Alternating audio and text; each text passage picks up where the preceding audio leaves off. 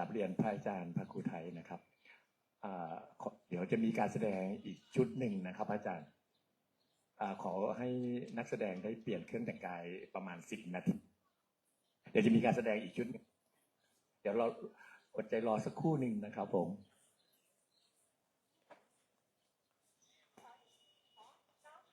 น้องครับน้องนักแสดงครับเดี๋ยวเชิญด้านหน้านิดนึง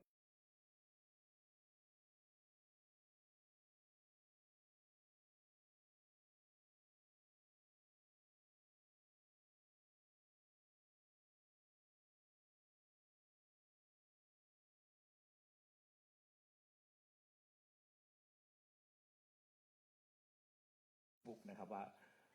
การแสดงชุดนี้เป็นแชมป์ระดับประเทศนะครับของโรงเรียนประโ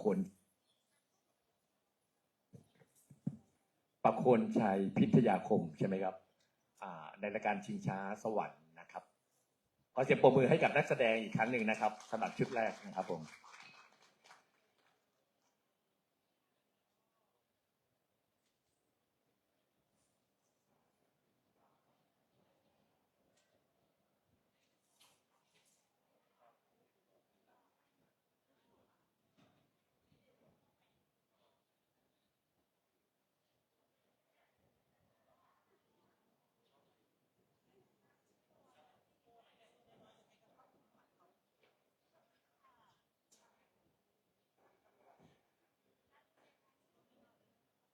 ครับ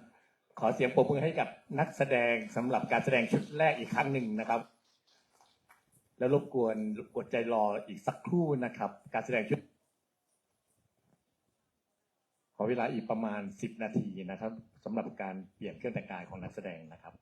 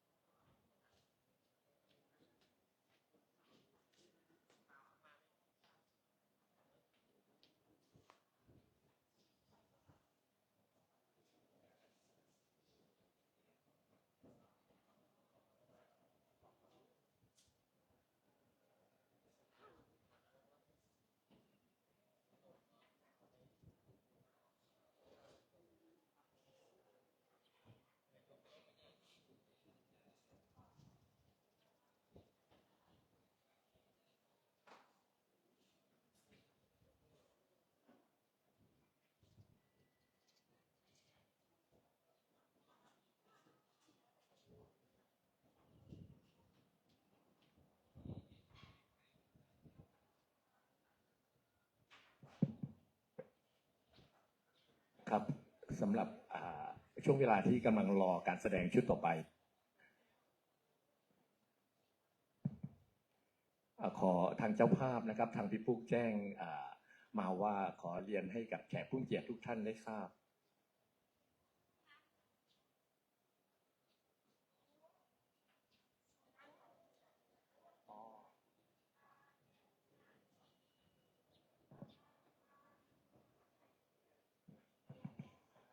ครับพอดีสามเณรมาสอบถามห้องน้ำนะครับโอเคขออนุญาตเรียนกำหนดการคร่าวๆสำหรับทางเจ้าภาพนะครับเมื่อกี้ทางพี่ปุ๊กได้แจ้งมานะครับว่า หลังการแสดงชุดที่2ซึ่งนักแสดงกำลังเปลี่ยนเครื่องแต่งกายอยู่นะครับก็หลังจากการแสดงชุดที่2เสร็จนะครับก็จะกราบเรียนเชิญท่านพระครูไทยนะครับเข้าไปภายในบ้านนะครับแล้วก็เชิญแขกผู้มีเกียรติทุกท่านนะครับร่วมเข้าไปในบ้านเพื่อไปสวดมนต์บทพระคาถามหาจักรพรรดิกับพระอาจารย์นะครับหลังจากนั้นก็จะถวายเพลถวายผ้าป่าให้กับพระอาจารย์ด้านในบ้านนะครับเดี๋ยวเราไปร่วมสวดมนต์ร่วมบุญกับพี่ปุ๊กกันนะครับภายในบ้านหลังการแสดงชุดที่2เสร็จเรียบร้อยนะครับครับผมขอบคุณครับ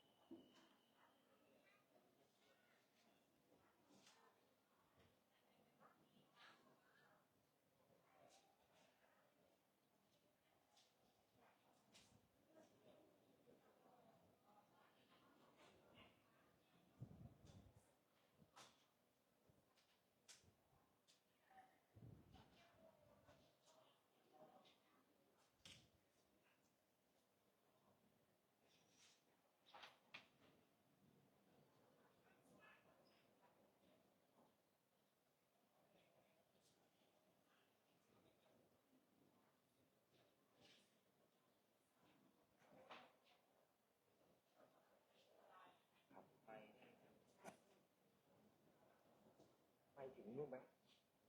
ถึงศาลควบคุมไหม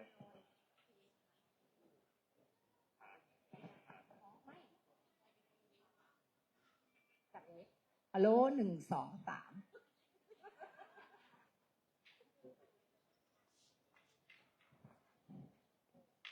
โอเคก็คือห้ามจับตูดไม่โอเคครับครับญาติโยมครับที่ยังอยู่ภายในบ้านแล้วก็อยู่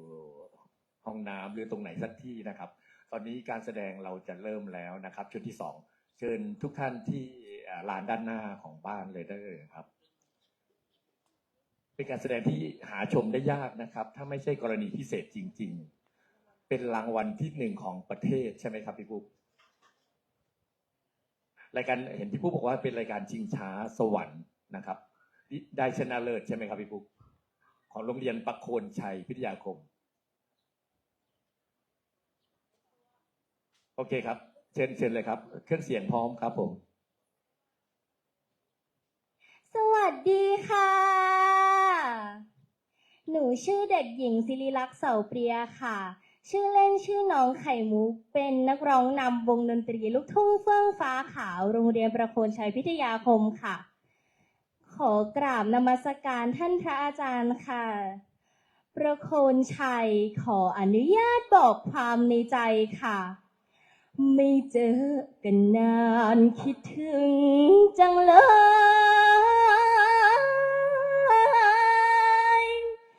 ถอยเพียงนั้นจริงหรือเปล่าพวกเราวงดนตรีลูกทุ่งเฟื่องฟ้าขาวโรงเรียนประโคนชัยพิทยาคมพร้อมที่จะทำการแสดงแล้วค่ะขอเสียงปรบมือเพื่อเป็นกำลังใจให้กับพวกเราหน่อยจะได้ไหมคะ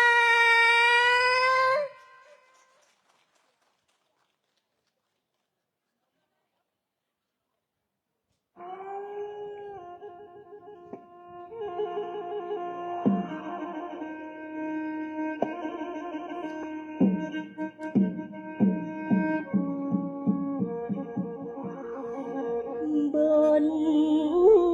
เวียสนาเอาไว้เนียงสุรายทุกตรมอุรา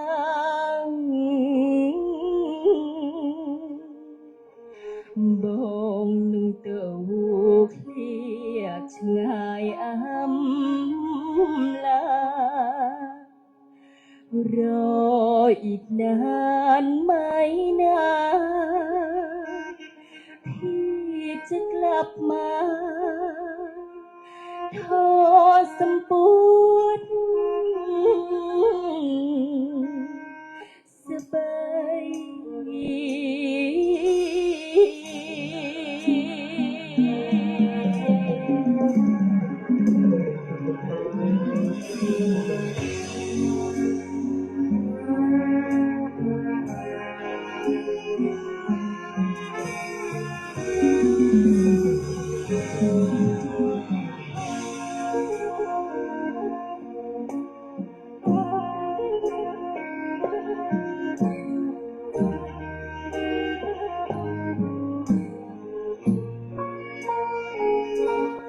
บ้านเฮานั้นมีผู้เฒ่าผู้แก่เอาแม่บ้องประโอนได้คืนและวันของชาวบ้านเราไม่แปลวได้ทอผ้าไหมที่ได้สบายให้ทวนที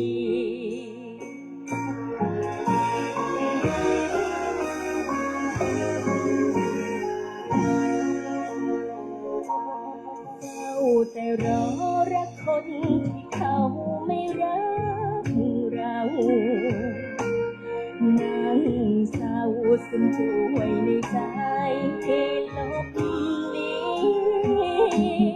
ลมหายใจที่ยาวไกลจนป่านนี้ก็ ชีวิตน้องมีอ้ายนั้นประจำใจเกิดมาใต้ฟ้าเดียวกันเถิดความรักนั้นยิ่งกว่าใดภาพน้ำทิ่มกำหัวใจแผลสบายยังชุ่มช่ำไปด้วยรอยน้ำตา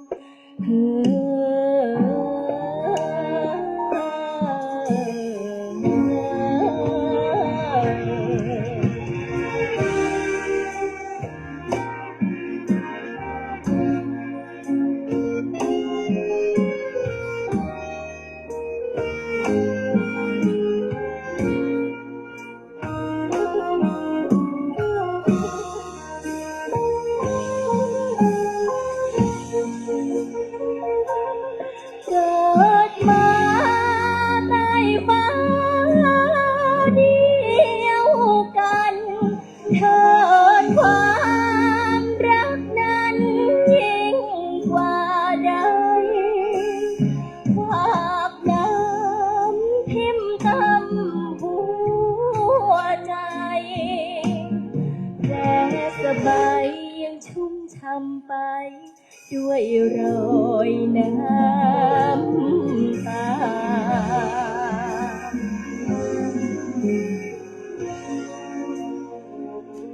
สระเนียงโนเมียนจะตุ่มสระแสรเอาแม่บองปะโอนจำเล่าน้องเนาหรือสลับสมอยบองเตราหลับมองเด้งแต่เลี้ยงคอสมปวดเนาจำบอก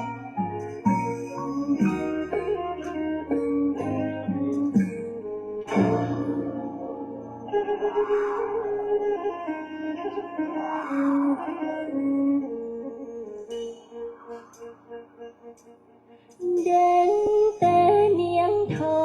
สมปวดเนาจำบอกรู้ไหมสาวทอผ้าไหม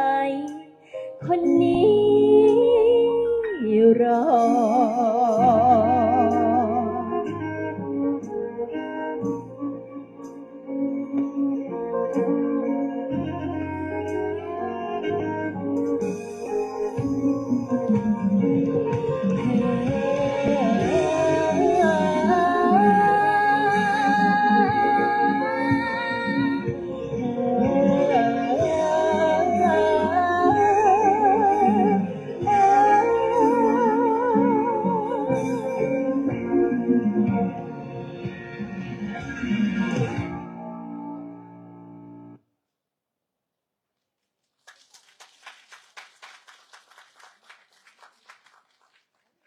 ค่ะการแสดงก็ได้จบลงนะคะเพลงทอผ้าไหมนะคะเดี๋ยวเชิญน้องๆรับรางวัลนะคะจากท่านพระครูนะคะ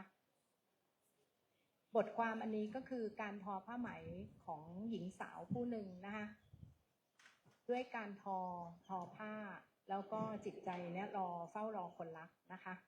ผ้าที่คล้องอยู่ที่คอน้องนั้นคือผ้าไหมนะคะสีแดงสีจีวรนั่นนะคะอันนั้นคือผ้าไหมแท้นะคะก็ต้องขอบคุณน้องๆทุกท่านนะคะขอเชิญเข้ารับรางวัลทีละท่านนะคะ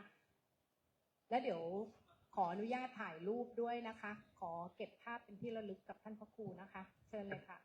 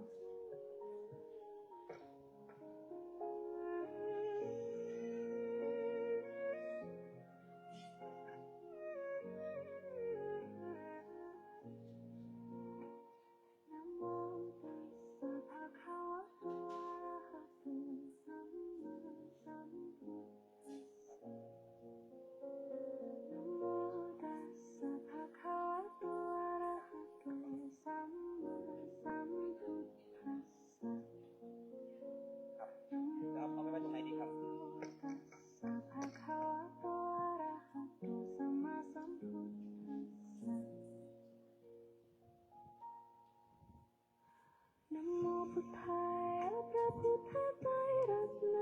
ญาณมณีพระศรีสหัสสุธรรมาหัตถาธัมโมสังโฆยะคะพุทโธนะพุทธบูชาธัมมาบูชาสังฆบูชาสักขีทานังวรังคันทังสีวาลิจามหาธารังอหังวันทามิทุระโตอหังวันทามิทากัปโยอหังวันทามิสัพพโสพุทธคัมมะสังฆบูชามิ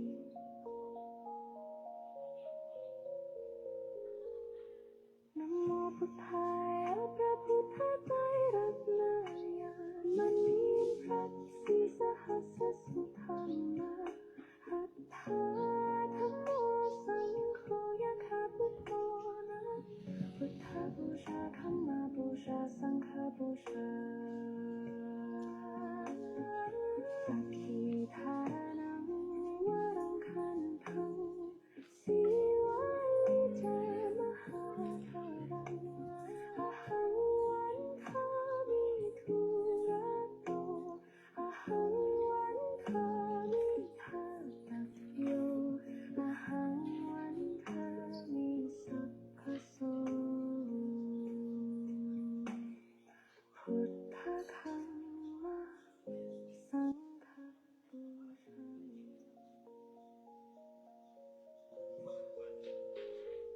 นะโมพุทธายะพระพุทธไตรรัตน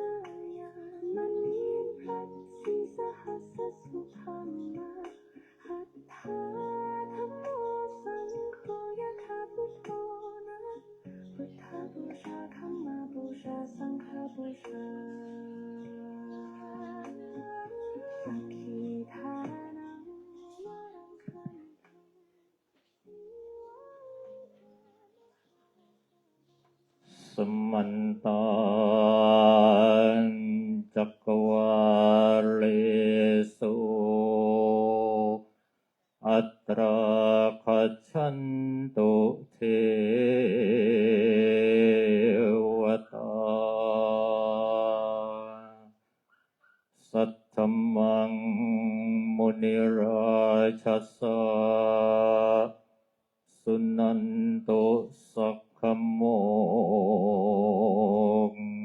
คัตถังสักเขกาเมจารูเปงกิริสิขารตเตจันตริเควิมา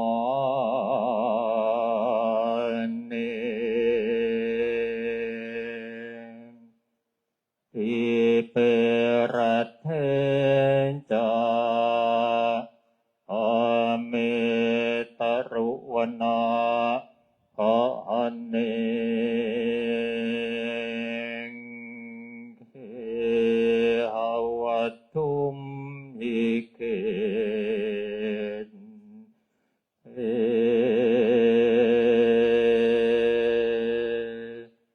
ปุมมันจยันโตเทวาชราธารวิสเมยักขคันธัมหันนังคาติทันตาสันติเกยังมุนีวรวัจนังสาทโวเมสุนันตุธรรมันสวนกาโลอายัมภัทันตาธรรมันสวนกาโลอายัมภัทันตาธัมมัสสวนกาโล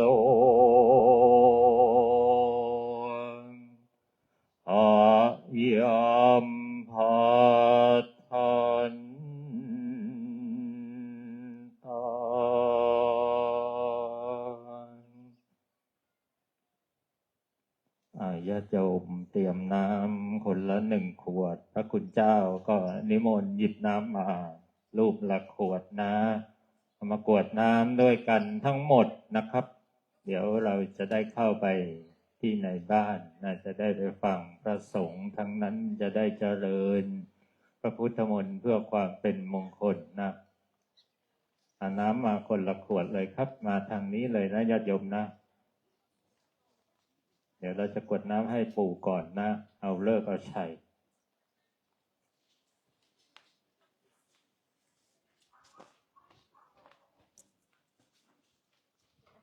โยมเปิดน้ำเลยนะครับมาทางนี้เลยมาพร้อมกันเลยยืนให้เต็มไปเลย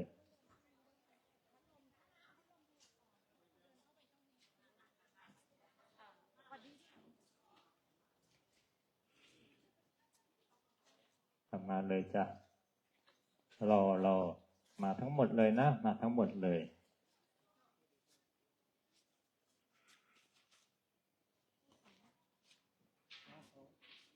นะโยมเปิดน้ำเลยนะเดี๋ยวอาตมาจะเป็นต้นเสียงสวดได้ก็สวดพร้อมกันเลยนะอิมินาปุญญกัมเมนาอุปปัจจยาคุณุตตราอาจาริยุปการาจมันปิตาจยาตักกาสุริโยจันทิมาราชาคุณาวันตานาราปิจาปัมมะมาราชาอินดาจาโรกปาราชาเทวายะโมมิตามนุสัจจมัจจัตตเวริกาปิจาสัพเพสัตตาสุขีโหนตุปุญญานิภกาตานิเมสุขังจติวินเป็นตุกิปังบาเปตาโวมาตังอิมินาปุญญากัมเมนะอิมินาอุติเสนันจักิปาสุรเปเจวะตันหุปาตานาเจตานังเยสันตาเนหินาธรรมายาวันนิพพานาโตมานาสันตุสัพพะทาเยวยัตตาชาโตภะเวอุโจจิตตังสติตัญสันเนโกเวนิยามินามานาราพันตุโนกาสังกตุนจวิริเยสุเมพุทธาทิภาวานาโทธัมโมนาโทวรุตตโมนาโทมันเจกาพุทโธจะสังโฆนาโตตโรมาเตโสตมานุภาเวนะมาโรกาสะละพันตุมา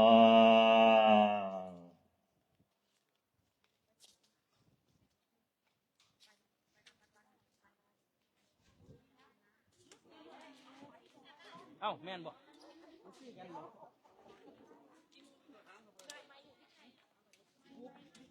หลังไหนหลังเลยครับนี่ทางนี้เลยครับ